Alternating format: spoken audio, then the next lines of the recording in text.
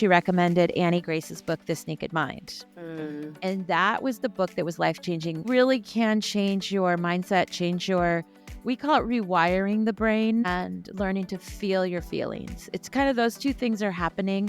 And then you can live a life where alcohol is just irrelevant. I didn't know that there was these communities that are out there now, or maybe they didn't really. I thought there was only AA. I didn't really resonate with AA or rehab.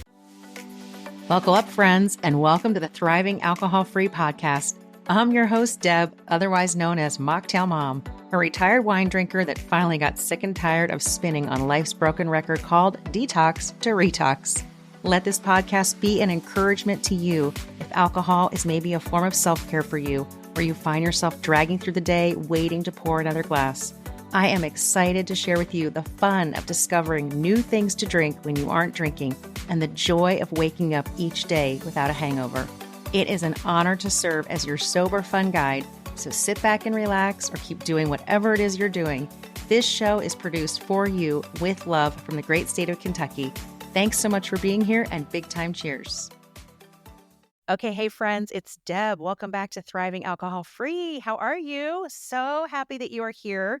We have a very special guest today, Ruby Williams. She is a sober coach. Ruby, how are you? You're many things. I'm gonna read your bio, but how are you? I'm doing really well. Thank you for having me on, Deb. I'm so excited to have this conversation with you. I am really, really happy. You and I met, we've connected on Instagram, and then we met because I was a guest on your podcast. And it seems like our podcasts are going to come out at the exact same time. So this has been so fun. Your podcast is Feel Lit Alcohol Free, Lit Alcohol Free. And your Instagram handle is at Ruby Williams Coaching. So make sure everybody's following you if they are not following you. But I'll read your bio, and then I want to hear your story and how you got into this space and the journey of becoming alcohol free. So, all right, here we go, friends. Ruby is a certified Naked Mind senior coach on a mission to help those rethinking their relationship with alcohol. Living in Northern California wine country, she drank daily to cope with a stressful corporate job in the alcohol industry and the challenges of single motherhood, and she used food and alcohol to cope with the stress. After weight loss surgery, her disordered eating transferred to alcohol misuse. At age 49 in 2019 was the turning point in her journey to freedom from alcohol. Amazing. Ruby helps her clients create profound mind shifts during sessions that can shrink the role of alcohol in their lives. Despite drinking every day to manage stress, she found freedom and was empowered to lose weight, get healthy, and achieve some lifetime goals. I just got chills. Oh my gosh. Ruby can help you reach a more fulfilling, healthy, and balanced life free from relying on alcohol. Now 5+ years alcohol-free, she combines personal experience, self-compassion, and evidence-based strategies to empower others. As co-host of Feel Lit Alcohol-Free podcast. Okay, so let's hear about how you got here to this place. Yeah.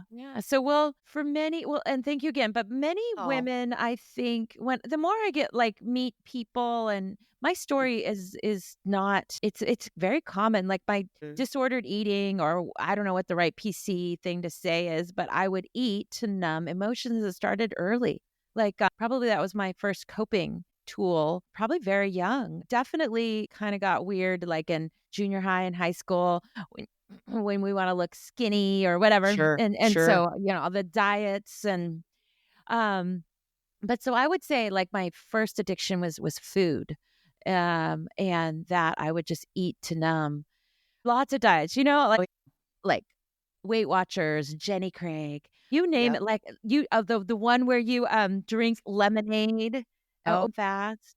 Do you remember the lemonade one? For a whole week, I think I had only lemonade and maple syrup. What's the weirdest? Yeah. Did you lose that weight? Was a fad. Yeah. Yeah. I've tried the cabbage soup diet, the Whole30 diet, you name it, diet. So that's the word. But what the thing is I remember with Jenny Craig, I got to my goal weight, and then you're off of it. Anyway, and then stress happens. So my weight would go, I'm not kidding you, up 100 pounds and down 100 pounds. Wow. It was a lot. But I went through what year was that? 2007, 8, when the home crisis happened. I went through a home foreclosure custody battle with my ex-husband the same time as my job got super stressful as a single mom, and I gained over 100 pounds fairly quickly. I decided to have weight loss surgery, bariatric surgery. There's the solution. I was always wanting a quick fix, right? So just cut part of my stomach away. The thing is And if your listeners out that have had weight loss surgery, it's so interesting. I haven't changed my mindset. They don't give you like therapy, or they cut away part of your stomach. And yes, you lose the weight because you cannot physically eat very much food. You're eating like a quarter cup of food, but you can drink liquids. You could drink alcohol. And so it can be like called a transfer addiction. But yeah, I basically started drinking alcohol, and it was affected differently in my body. It was so interesting. Like I used to just could take it or leave it. I was definitely on the trajectory working in the wine industry to like having alcohol use disorder, but having the surgeries just sped it up completely. And it was like a rush because it goes right to your bloodstream. Instead of spending, alcohol spending time in your stomach, it just went right to my bloodstream. That kind of buzz or euphoric feeling was quick, but then it went away quick, like really fast. Like within minutes, I was like, didn't feel like nothing. So I would have another drink. So that kind of like ramp up to drinking more and more and more happened quite quickly. And it's scary. It was scary. It was scaring me because I went from a couple glasses to a bottle to 2 bottles to more than 2 to probably 3 bottles. Then it switched to hard alcohol. Then it was going earlier and earlier in the day. And it just was scaring me so much. But okay, but I was working in the wine industry, as you were saying. So I worked so for cute, like Ruby. I just see your whole face. You're like, okay. Yeah, so okay. cute. And everybody's just listening. You just can't imagine how sweet Ruby's face is. Oh, you're so sweet. But yeah, so I grew up in the wine. My stepdad's a winemaker. Grew up, in the wine country. Wine is revered. We talked about wine like it was like a human, like a living thing, and it was very, it's like romanticized. And I grew up with all of that. And then I ended up working in the wine industry, and it's like a super fun industry, right? Like, we could drink. We would drink in the mornings for lunch. Sure. You could go out to lunch with your boss and be drinking a lot. We would drink in the afternoons. Sure. We'd drink after work. I mean, it's kind of crazy how much that the alcohol industry drinks, and then everybody's drinking the same or more. So it's just normalized. You feel like it's just, this is what everybody's doing. This is what everybody does. Doing. Yeah. Yeah. Yeah. So what happened was, at least in the company I was working for, they got rid of and let go of the people that had worked there for 20 years or longer, kind of all at once.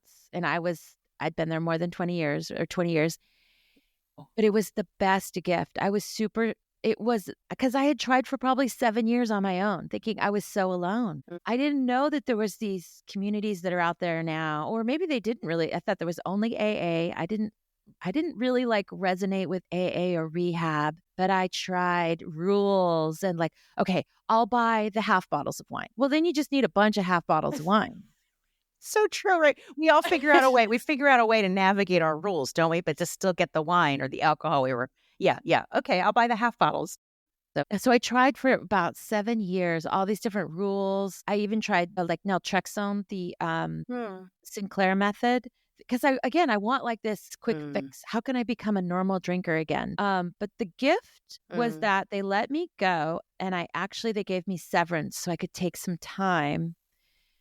My number one goal was like, I want to figure out how to get alcohol free. I probably didn't word it like that. I was just like, I got to understand. My heart was hurting. My liver was hurting. I was just not sleeping. I'd gained the weight back. Wow. Almost all of it, like 80 pounds back. I lost after about surgery. Yeah, I gained it back because I wasn't. Do you know how you hear of some people that like they drink and then they don't eat? Well, I would drink and eat more. Sure. Yeah. So I feel like when I drank, it would like turn on. It was like something turned on in my brain. I was like, okay, what snacks are in this house? Now I need to eat. I need to start eating. Yeah. Right. Yeah. Turned on something. And this in my lay brain. on the couch and watch Netflix. Yeah, and then not remember what I watched. Yep. But it got so scary. I don't know if your listeners can understand this too, but I would have cycles. So this is where it gets to, and this is how I understand people like waking up and doing it. Like I would on the days off, like on the weekends, I would try to drink as early as I could, but get my stuff done, get the chores done, I get the stuff basics done, and then I would start drinking. It would be cycles. I would drink as much as I could, pass out, maybe sleep for an hour and do it again, pass out, do it again. It was really scary. Yeah. But anyway, back to my alcohol-free journey. So I did what was called the Holly Whitaker Hip Sobriety School. Okay. I've never heard of it. Okay. Yeah. She now has Tempest, or it was changed to Tempest. And Okay. then in there, that she recommended Annie Grace's book, This Naked Mind. Mm. And that was the book that was life-changing, my catalyst, really. I Huh. remember the first, introduction. Annie says in her book, it's 3:33 in the morning. I'm laying there awake, beating myself up, worrying about my health. And I just was like, that's what I do every night. Mm. You mean there's other people on the planet that do this? Like, I thought I was so alone. And then the science and like understanding, instead of like alcohol's good for your heart and heart healthy. No, like I learned the truth about the science of your brain and your body. And then I actually did do Kaiser outpatient rehab. I did medical therapy. I did AA. I did everything I could. I read every quit lit book I Mm. could. I just put my entire life into this because I wanted to feel better. Yeah. And then when I was about 9 months alcohol free, I said, I want to help other people, other women, mainly women. And I would love to help people that have bariatric surgery, or women that are just like me, that resonate with me, maybe a divorced, single mom. I had that empty nest thing that happened to me, and just that corporate job that's really stressful. And then you add weight loss surgery to it. And then I help people like lose weight too. So I went through a divorce, single mom life. It is so stressful. I mean, it is so stressful. My drinking definitely, well, that's when it really took off, was my yeah. girls would go to their dads for the weekend. And it was like, okay, now it's me and Chardonnay and we can have a great party weekend here. So Right. yeah, I think it's so fantastic that you're helping women in that space because it's very, very challenging. It's very stressful. Yeah, I really didn't think I could do it, but if I can do it, Mm. I mean, I think anybody can do it. Like, what's the phrase? Old dogs can learn new tricks. Like, you really can change your mindset, we call it rewiring the brain and learning to feel your feelings. It's kind of those two things are happening. And then you can live a life where alcohol is just irrelevant. It doesn't matter. Like, yes, it's everywhere. I see it still everywhere. Parties, holidays, vacation. I see it everywhere. Baby showers, funerals. I mean, Yeah, it's it's everywhere. everywhere, and you know that.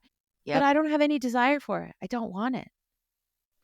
Okay, so like you could not have imagined this right now. Like you could not have imagined not wanting it, being at a party and not. Imagine it. Yeah, same. It was my identity. So maybe other people feel this way too, but especially if you work in like the wine industry, alcohol industry, like that was my identity. I was Ruby Mm. working in the wine industry. Like they were intertwined. It was part of who I was. So that took many, many, many months, maybe a whole year, to like detangle myself from Ruby working in the wine industry. I found a job in another industry. Then I took a coach training and became a certified coach. Then I started my own business. Then I was able to slowly work less and less at my corporate job. And now I'm a full-time coach. And it just brings me so much joy to see people change their lives. Literally, some people are in the deepest, darkest, like I was too. Mm. Feels like a deep, dark hole of despair. Now I'm up in the lightness of it. Almost is like a spiritual journey too, for me. In Yeah, that, from going to such a deep, dark place to like, there's so much possibility in life now. yeah, Instead of I'm gonna like die young, probably I would have. yep, yep. And one thing that really, really got me was like, I want to be a grandmother, even though he's 27, but he's not married or having kids yet. But I want to be a grandmother that's vibrant and Yeah. plays with their grandchildren. And all I could see was like this picture of myself getting bigger and unhealthy and laying on a couch and like well, I did have a great uncle, my mom's uncle, who was what we called an alcoholic, back then. And he just laid on the couch and watched TV. And like Mm. I thought that's what was going to happen to me. There's just so much life there. Yeah. I'm 55 now, Okay. and I have a funny story for you, or a cool story. Yeah, yeah. My grandfather is 105. So I'm half his age. So I have a whole nother lifetime to live alcohol free and Wow. healthy. Wow. Yeah. That's incredible. And if I kept going on that trajectory where I was drinking 3 bottles and then hard alcohol, like I Yeah. probably would have not even been alive by now, maybe. Mm-mm. Mm-mm. My aunt had bariatric surgery, and she ended up passing away from liver failure within like 5 years of her surgery. So this is a serious, serious problem. If you have had weight loss surgery, I really would love to talk to you. Mhm. It's quite a serious thing. Wow. Okay, I cannot believe that your grandpa is. He's 105. I'll I have to can. share a picture with you. He's I such an cannot believe adorable. that. That is amazing. Still going strong. Oh my gosh. But no, what you said just about like being, one day when you're grandma and like that you want to be vibrant and be, be able to play with your grandkids and not be asleep on the couch. I know that resonates a lot with my listeners, with some of my listeners who are our age. I'm 53 and just like I want to be able to play with my grandkids and be aware of my own life, not be zoned out. So yeah. Okay. So when you switched careers and you went from that identity of like Ruby in the wine out in the alcohol industry, and now you're walking into a party with like all your friends from, your life who know you as Ruby in the wine industry. How did you walk into a party and not have them hand you a glass of wine or like, hey, oh, she's here, get her the red. She likes the red. How do you navigate that? Because I know there's people who listen who are like brand new on their alcohol-free journey, and going out can be so overwhelming and it can be debilitating, like how am I going to navigate this? Yeah. I think I'll just share what I Yeah. did. Yep. From early on, I was very careful with where I went out. I protected my sobriety. Good. I protected my alcohol-free journey. And I actually didn't go out as much, to tell you the honest, at first. And then, which is a big part of my story, is I found a keto diet. Okay, great. Which is alcohol-free and sugar-free. Amazing. And so that was my like little excuse that I used. I would go over to a friend's house, or because I wasn't ready to share. Yep. It felt very shameful. Now I scream it from the rooftops, obviously. I'm doing it here on a podcast, but like it took a while to like share that. So for me, it was about health. I just would tell my parents, my family, my friends, I'm on a keto diet. There's no alcohol, no sugar. I'm really serious about this because I want to lose the weight again and get healthy. And it wasn't foolproof, because I remember my aunt saying like, well, you can just have one glass, right? Or the vodka doesn't have calories. You can have vodka, right? And I would be like, no, I'm very serious. Like, but my trick is that I tell clients and that I'm going to share with your listeners is just to have another drink in your hand at all times, whether that's a can of great advice, sparkling soda, or you come making a mocktail, like I love your recipes, or coffee if it's earlier in the day, like just have something in your hand. I remember going to my grandmother's funeral and knowing that there's lots of alcohol at funerals, and I just had my Starbucks cup and it was empty, but I just grabbed it. It's almost like a security blanket, isn't it? Like it's like a little, and it's almost like a little power thing too, because people then don't ask you, what do you want to drink? They don't ask you. And that's that challenge. It's like, what do I say when they say, what can I get you to drink? Or, oh, you don't have a drink. Here, let me get you something. They hand it to you and you're like, oh my gosh. Holding it. Now, I would come, I put a couple of LaCroix in my purse. But my favorite mocktail, because I'm sugar-free, is awesome. Just like sparkling water, lime, and maybe some unsweetened cranberry juice. It's like, I love it. Perfect. I tried some of the AF wines, and I'll be honest, I haven't found very many that you like. Okay. I found some sparkling, non-alcoholic, sparkling, and that I think is pretty good. But it's been challenging. But what's been fun is making mocktails. I do that with my sister-in-law. We made different mocktails. Again, mine, she'll put all the sugar. Yeah, but you have sugar-free, which there's tons of options now. Do you use, like, I'll use a monk fruit simple syrup. Yeah, do you I use something like that? Yeah, I'll use a monk fruit simple syrup is what I use typically, because otherwise it's just like, you're just swapping out alcohol for sugar. Yeah. So monk fruit is the one, or stevia, that I eat. Okay. And it comes in a liquid form or powdered or granulated. It's like sugar. Mm-hmm. I love it. I actually love monk fruit. It's a little sweeter or something, but it's really good. How do you help, I would say patients, clients who, because I know something I hear from women in my membership is like, oh my gosh, I'm eating out the house. Like I'm finding the candy from Halloween, and we're in June or whatever. And because they're like craving that sugar. So how do you help people go from alcohol to just now they're just going to eat all the sugar? Yeah. So I honestly say anything but alcohol. Go ahead for the short term. You're having the alcohol cravings. Go ahead, eat the candy, eat the cake, eat the ice cream. Short term, I did. I let myself, like if I was craving, because I was like anything but alcohol. If I'm craving, a hamburger, eat it. If I'm craving a chocolate cake, eat it. Like, it's because I knew that alcohol was the big domino in my life that was once I got that under control, then I could then look at my sugar, and I did. Like looked at my diet, looked at my Yeah. sugar. It just, for me, it took about 100 days. 100 Okay. days of allowing my cravings to be whatever. And then I was like, okay, I'm ready to look at the next thing. And sugar was the first thing That's after really wise. alcohol. Yeah, that's wise because otherwise it's too overwhelming. Like I can't have anything. Like I can't. Oh my gosh! And your Mhm. body is genuinely craving that sugar because Exactly. You're missing it from the alcohol. So yeah, Yeah. I ate so much sugar So in the very why beginning. deny it? That's where I'm at. That's really I good. mean, I think that's good. You can only do so much at one time, exactly. One and you thing at a have time. one thing at a time. And I love that alcohol is that huge domino. And once you get that going, then like you said, like the possibilities. Now your life is opened up to all these possibilities. You're not Right. burdened with shame and with that feeling of darkness, Exactly. the heaviness Yeah. of the cycle. And think about this. When you go alcohol free, it's not like you're sleeping better. So you're Mhm. feeling better. Your brain is freed up and clear. So you're making better decisions. And it's just like your life gets better and better and better. And eventually you're going to feel so good that you're going to want to exercise. You're just going to want, it's natural. I naturally wanted to exercise. I naturally wanted to eat better, healthier, like nourish my body rather than just think about a Mhm. diet. So this is a lifestyle. Like I think once that, Yeah. if you can get the mindset of this is a lifestyle, this is for life, rather than a diet, right? I'm going to be alcohol free for 1 year and then I'll start drinking again. Well, or, then Yep. you're going to go back to that cycle with food or alcohol or anything that's addictive. Yeah. Yeah. Yeah. We usually go Yeah. back even harder than we And were. harder. And we gain more weight. Yeah. It's usually up even more.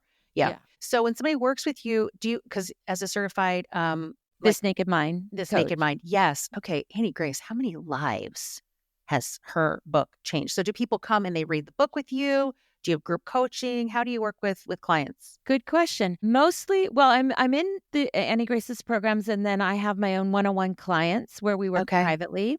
Okay. We could go through the book. Oftentimes, I just suggest they read the book to have kind of a foundation. I think that's Sure. that's like the foundation book that I recommend because you learn the Yeah. science. You're not alone. There's so much hope. Mm, And my program is actually personalized to each and every person. I bring to the table what you need at the time you need it. That's what's mm, the brilliant part of being a one-on-one coach. Now, I also have a group programs. And what's brilliant about group programs is you hear from other people and you're not alone. And you're like, oh my gosh, I can relate to that and that. And it's not me yeah. that has this. I'm not the only one that has a problem, Yep. and I can relate to you. I've been there. So it's like I can just guide you through this mindset change and start to open up to feeling your feelings again. Yeah. And it's so freeing to feel like you are not alone because for so many years, right? We believed that lie.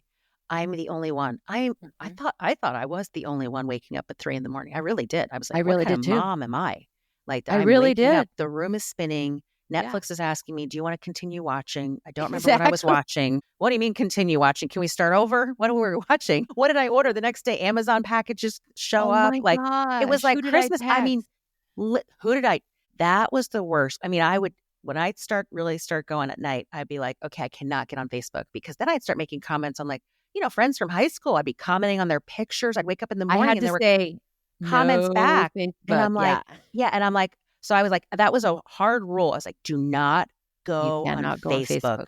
I would post after the you started randomest drinking. things and Yeah. like the next day I'd be like, why did I post that weird picture? Yeah, or who posted on my account? And I'm like, oh my gosh, that was me at Yeah. 2:37 in the morning. Whatever. Yeah, yeah. So yes, sorry. All that to say, to not feel like you're the only one, Mhm. because I certainly felt that way. I think many of us we believed that lie that we were the only ones. We're the only ones, and we're not. So yeah, to have that group coaching and that connection of other people, like, oh my gosh, she's going through the same thing. It's so encouraging. It's so uplifting that you are not alone. You're not the only one. So I love it. If I could say anything, I think that's the first thing I say to everyone. Like, you're not Mm, alone. And then there's so much hope. Like those two, the combination of those two things. And then if I can get the concepts, through coaching, eventually, like you did the best that you could with the tools that you had. That's another thing that I love that phrase because yeah. it's true. I was at the time, you have to put yourself back into that time. I was doing the best that I could at the time. And the Mm, best, and what I knew was drinking wine to relieve stress, to cope with being a single mom, to cope with all of that. it just turns out it's an addictive coping tool that ended up harming me more at the end. But it worked. I thought it worked anyway. I convinced myself it worked for many years. Yeah. So you are doing the best that you can. There's so much compassion there and empathy. There is. And I love that you just shared that there's so much hope, that there's so much hope. And it doesn't matter how bad things have been. You've been doing the best that you can. And there is hope and there's freedom. There's authentic freedom waiting for you on the other side of alcohol, for sure. Even if you can't picture it. Yep. You don't even know what it, you hear me saying, oh, I'm sleeping better and feeling better. And you're like, what? I don't get that. You don't have to get it. You just let it unfold. You just say, I'm ready to feel better. So I'm going to start this journey. And you just make a decision to start it and do whatever you can, because life on the other side is so much better. So much better. I love that. Okay, that's so beautiful. And let it unfold.